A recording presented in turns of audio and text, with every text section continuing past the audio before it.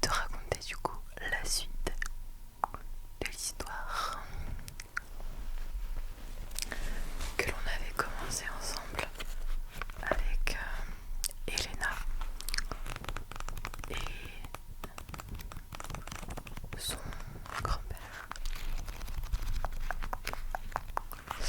Aujourd'hui, du coup, je te raconte la troisième et dernière partie de cette histoire.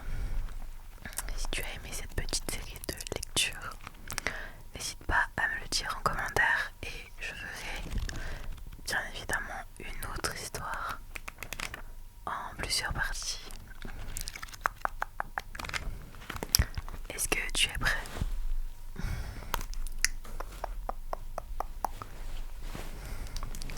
Je sais que là actuellement il fait très chaud, donc il faut que tu te détendes, que tu essayes de penser à autre chose que la chaleur pour pouvoir bien dormir comme il faut. Ok.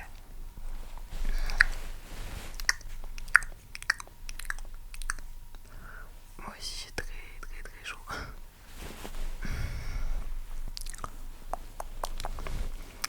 Ok, c'est bon, je vois que tu es installé confortablement. Je vais pouvoir commencer à te raconter la suite de l'histoire. Partie 1 de notre finalité. L'aube sans bruit. Le matin s'était levé du coup sans couleur. Les volets grinçaient tout doucement, mais rien ne semblait vouloir bouger. Elena s'était réveillée avant le soleil, les yeux ouverts sur le plafond. Elle savait, son cœur l'avait su, entre autres. La maison était calme, beaucoup trop calme,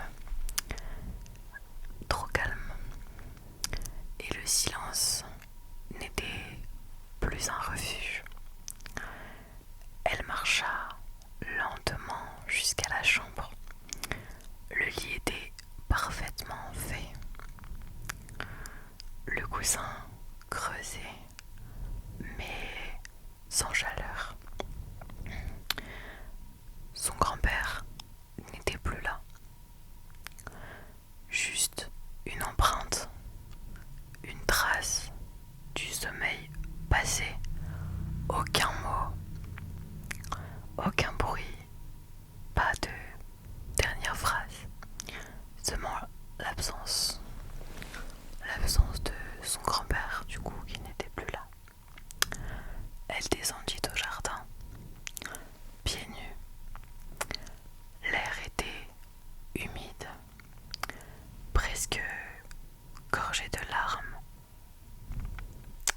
Les larmes qu'elle n'avait pas encore versées. L'olivier semblait beaucoup plus haut, plus grave. La boîte était là. La petite boîte était là, dans le jardin des souvenirs. Intacte, rien de nouveau dedans. Mais quelque chose avait changé. Le jardin avait arrêté de respirer.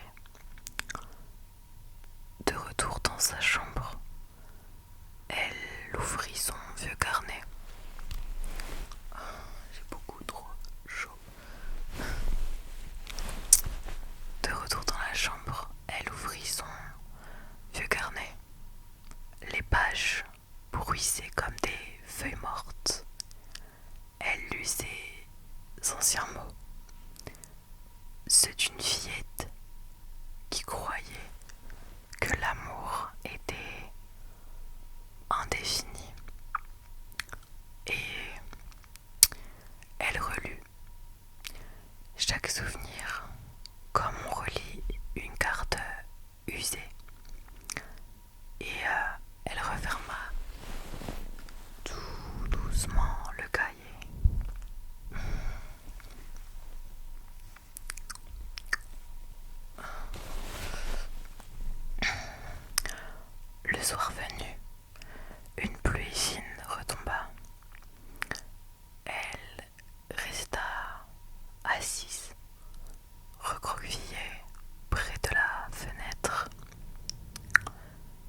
sans lumière, écoutant les gouttes frapper le carreau tout doucement. Une part d'elle voulait oublier, tout oublier, laisser la boîte se refermer à tout jamais, ne plus l'ouvrir. Mais une autre partie d'Elena, beaucoup plus profonde, refusait catégoriquement de laisser mourir ce qu'ils avaient construit ensemble finalement. Elle fit du feu dans la cheminée. Elle jeta des vieilles lettres abîmées, pas pour les effacer, pour justement les libérer.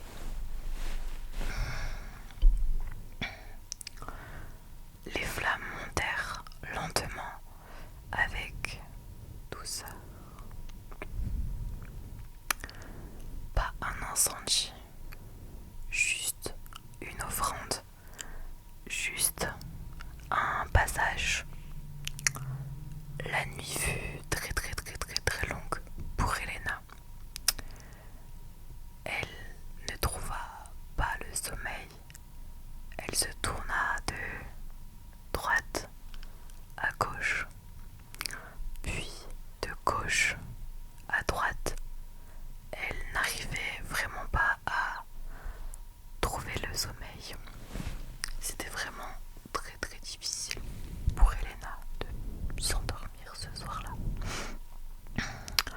Les souvenirs venaient sans prévenir. Son grand-père l'appelait, lui tenait la main.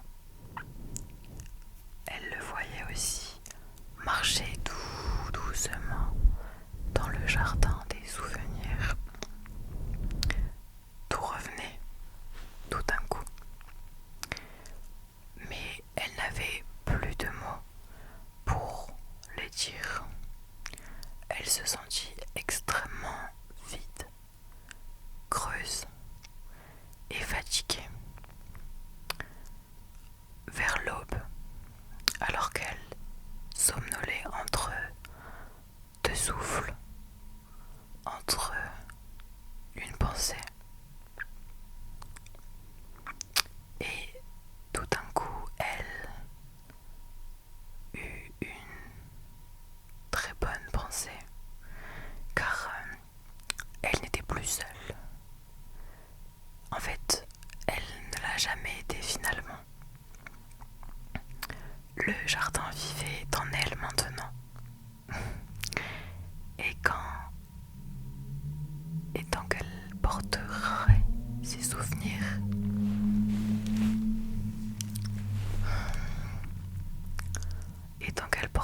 souvenirs, rien ne serait vraiment terminé. Elle refusait, finalement, de laisser enterrer tous ses souvenirs dans un jardin aussi beau.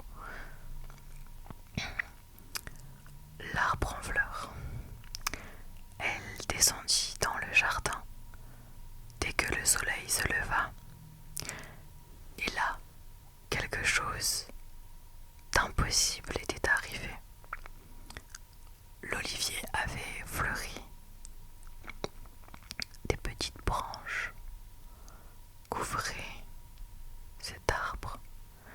Au bout de ces branches, des toutes petites fleurs blanches étaient apparues. L'olivier ne devrait pas fleurir à cette époque, et pourtant, il le faisait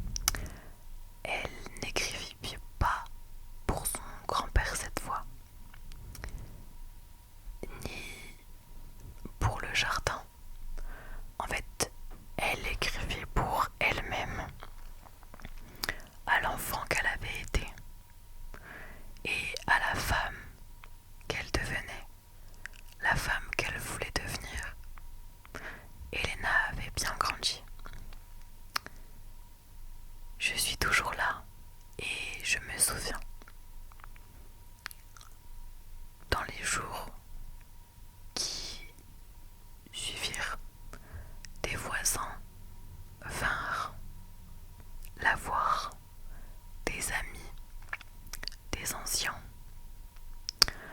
Tous voulaient parler au grand-père d'Elena. Chacun avait une histoire.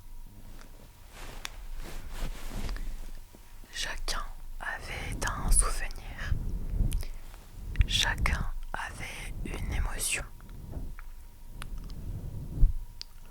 Le jardin devint alors un lieu de passage. On y venait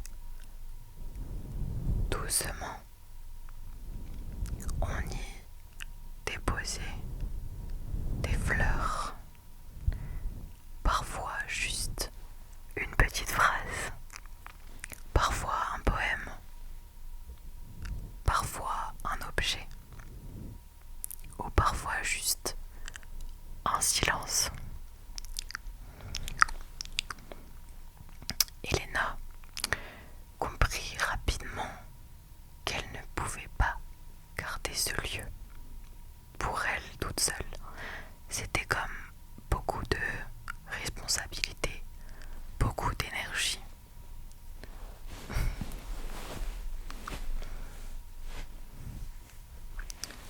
Elle fit construire alors un banc. Elle ouvrit le portail. Elle accrocha une toute petite pancarte.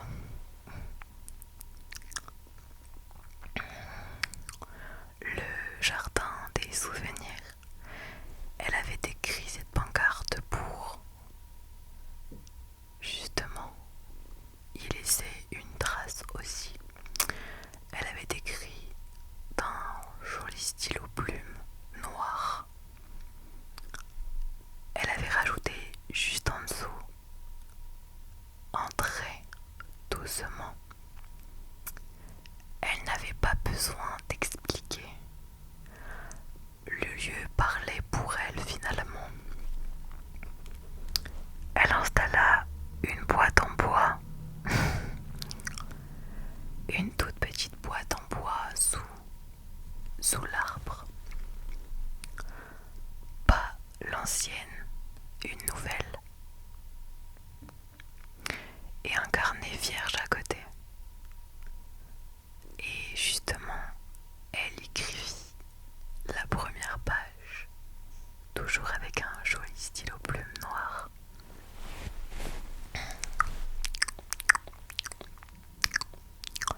Ce jardin écoute, ce jardin garde, ce jardin aime.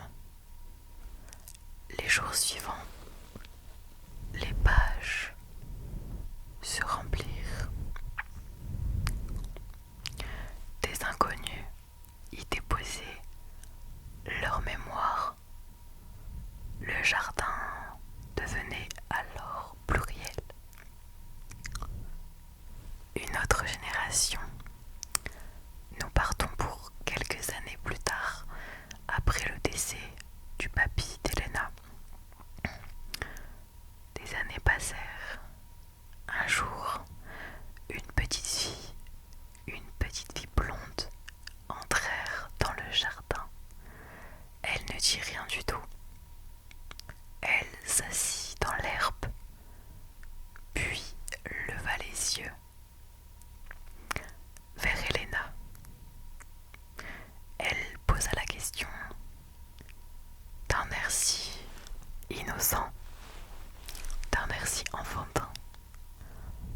C'est vrai que les arbres se souviennent. Elena répondit alors à la jeune fille. Oui, mais seulement quand on leur parle avec le cœur, quand on leur parle avec gentillesse, avec bonté. Quand Elena sentit que le moment était venu pour elle aussi de s'éloigner, elle écrivit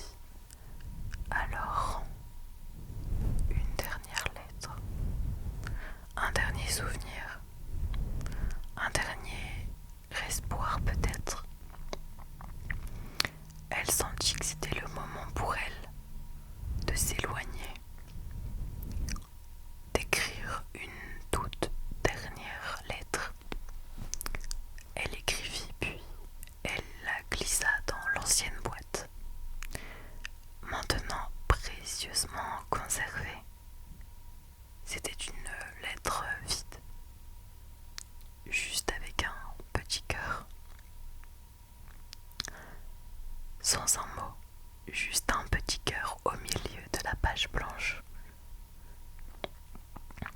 Parce que parfois l'amour n'a pas besoin d'être dit finalement. Une lumière persistante. On a bientôt fini cette histoire. Donc continue de fermer les yeux tranquillement.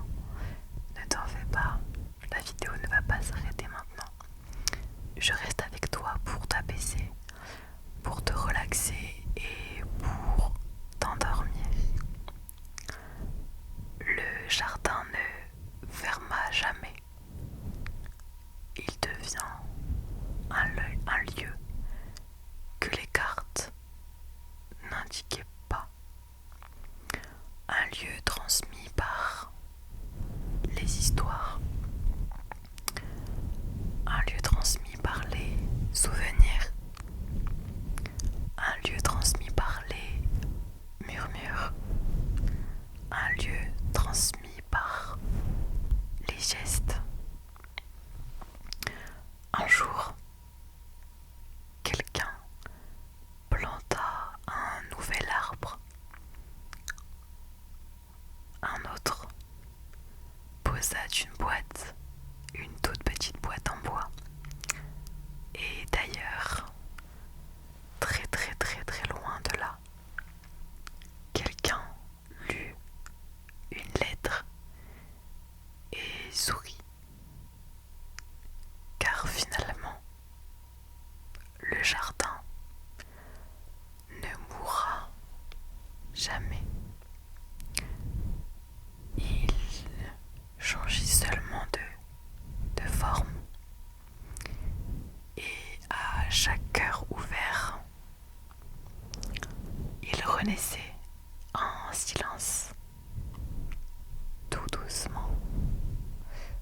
doucement, je te laisse laisser les yeux fermés. Écoutez juste le bruit de mes ongles sur la bonnette et le son de ma voix pour rester dans ce moment de douceur, ce moment d'apaisement où tu es sur le point de t'endormir finalement.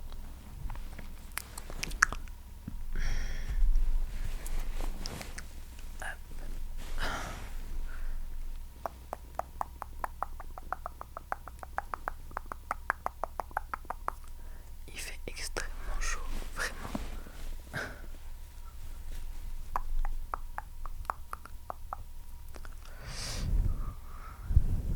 Tu vas t'endormir et tu vas faire de très très très très très beaux rêves. Tu vas faire de très très très très très très beaux rêves. J'ai envie d'effleurer ton visage avec une plume pour que tu puisses t'endormir tranquillement. Je vais poser ma plume doucement sur ton front. Est-ce que tu sens cette douce plume blanche d'effleurer le front, d'effleurer doucement la peau, d'effleurer doucement les joues, doucement, doucement d'effleurer le nez, doucement d'effleurer la peau.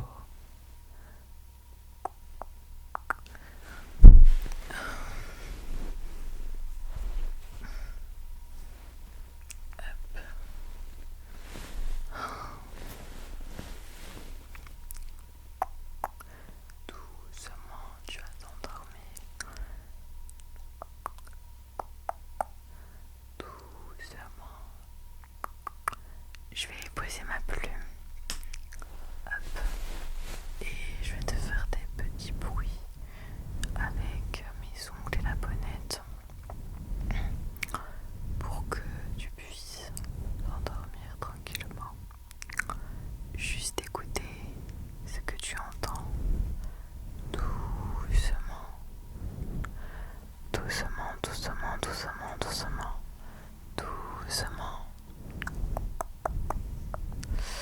doucement. Je vais aussi effleurer les pages de mon livre pour que tu puisses t'endormir.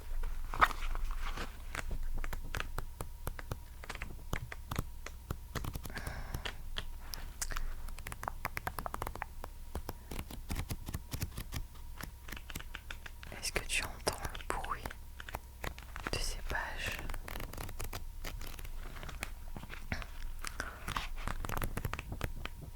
J'ai chaud. Je ne peux absolument pas mettre le ventilo en pleine canicule pour éviter de faire un bruit beaucoup trop brusque pour tes oreilles alors que tu es en train d'essayer de dormir. Hop.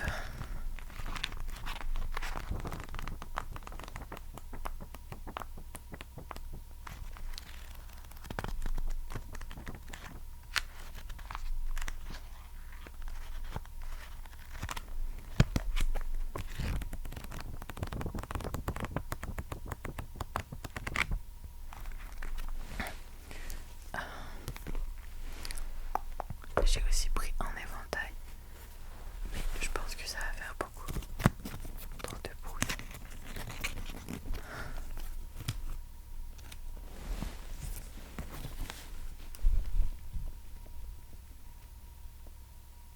Ouais, non, je pense que ça va faire beaucoup trop. Hop.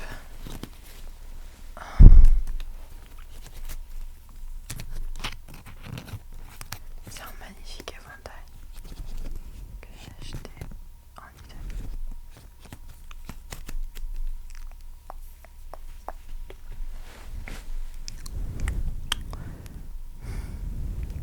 Comment ça se fait que tu ne dors pas encore?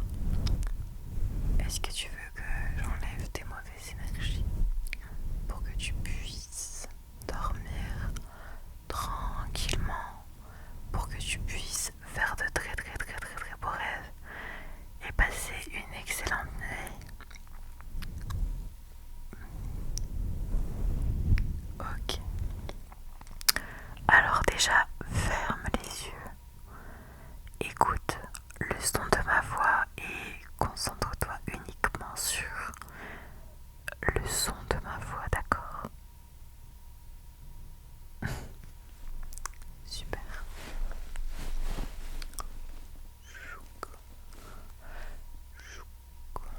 J'enlève des mauvaises énergies.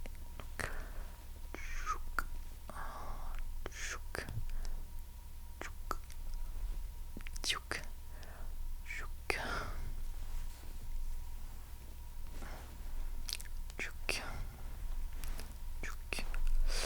chouk, chouk, chouk, chouk. Je vois qu'il y en a quand même pas mal. Chouk.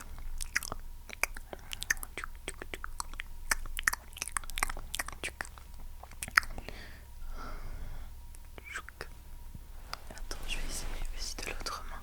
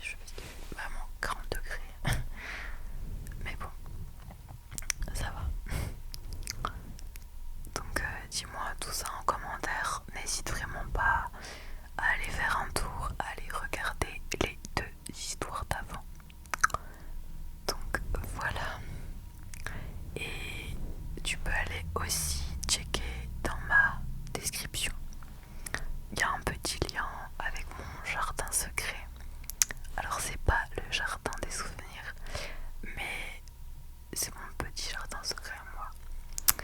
Donc voilà, si t'as envie de discuter avec moi, d'échanger sur n'importe quel sujet, n'hésite pas. Voilà. Et sur ce, je vais te souhaiter une agréable nuit. Je te souhaite de faire de très très très très beaux rêves. Bonne nuit, bonne nuit, bonne nuit, bonne nuit, bonne nuit. Bonne nuit, bonne nuit, bonne nuit, bonne nuit. Bonne nuit. Bonne nuit, bonne nuit. Et on se retrouve dimanche